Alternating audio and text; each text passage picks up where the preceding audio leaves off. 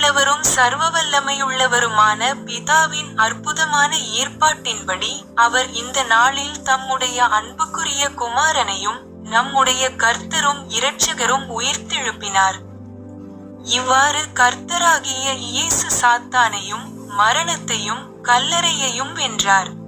இன்று நாம் அனைவரும் இந்த வெற்றியை கொண்டாடுகிறோம். அனைவரையும் அன்புடன் வாழ்த்துகிறோம்.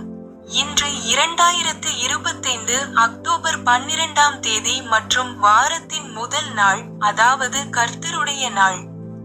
பரிசுத்த வேதாகம பைபிளிலிருந்து இன்றைய கடவுளின் வார்த்தை. எபேசு சபைக்கு அப்போஸ்தலன் பவுல் எழுதிய கடிதம் மற்றும் அதன் 5வது அத்தியாயம் 19வது வசனம். சங்கீதங்களினாலும் கீர்த்தனைகளினாலும் ஞானப்பாட்டுகளினாலும் ஒருவருக்கொருவர் புத்தி சொல்லிக் கொண்டு உங்கள் இருதயத்தில் கர்த்தரை பாடி கீர்த்தனம் பண்ணி. நன்றி. கர்த்தர் நம் அனைவரையும் ஆசீர்வதித்து பாதுகாப்பாராக. ஆமென்.